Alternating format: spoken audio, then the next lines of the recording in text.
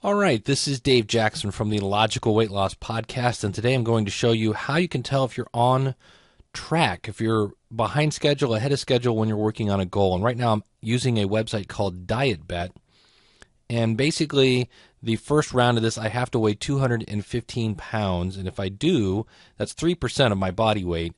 I will get a shot. I will get to split the pot, which up here right now is $177,000, and there are 1,300 people in this. So I could say, all right, if I go back to my Excel, I currently, when I started this, I weighed 222.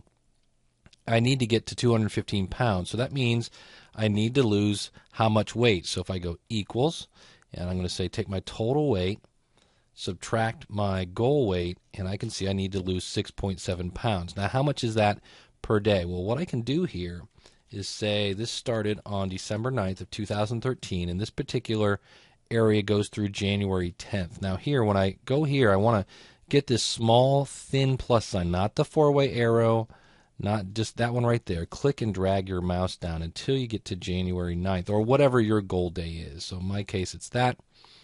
And while that's selected, look down here, and you can see it's counting how many days that is, and that is 32 days. See that?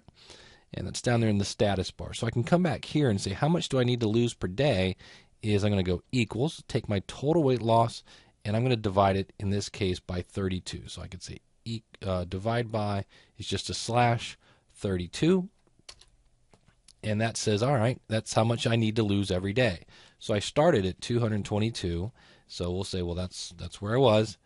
And now my goal is going to be to take where I started from and subtract my weight loss per day. So when I do that, it says, all right, on this day I should be that.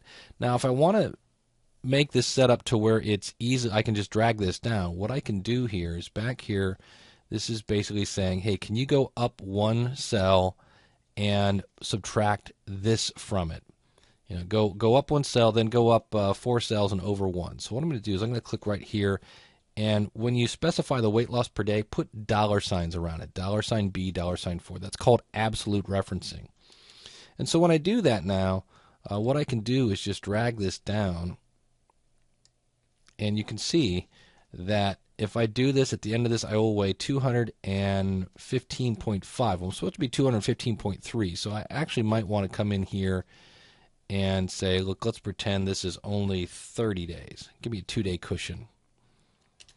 And you can see I'm down to 215.07. That's good. You know, you can adjust that up to whatever you want. If I said 29, I might even get under 215. There you go. So you can adjust that. But now, if I go in, let me show you my finished one, my actual results here. You can see as I put this in, it's showing me my goal and where I'm at. So how do I make that chart?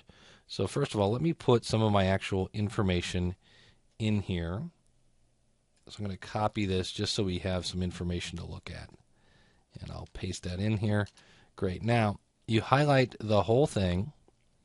In fact, I could probably put, there we go, the whole thing like that. And you just go up to the Insert tab, and I'm just using a line chart. So I could come over here and choose this chart and say, there we go. And I'm going to make this a little bigger for us to see. And I can see that, hey, right now, I came out of the gate. You could see if I scoop this around a bit, I came out going down, had a little mishap, but I'm going back on track. So I can see that I'm actually ahead of my goal. So that's good. It's a great way to stay ahead of things, but that's an easy way to see now. If I come in tomorrow and I weigh, 220, let's say I have a really bad weekend, you'll see where the chart is automatically going to do that. If I say I weigh 217.5, it's going to go ahead, and as I put in information here, if I have a really bad week, oops, now I'm behind my goal. So you can easily go in and do that. So this is using Excel 2013, but you can do this in any version of Excel. Anything I'm doing here, really nothing too crazy. But that's how you can tell if you're ahead or behind of your goal when you're trying to lose weight.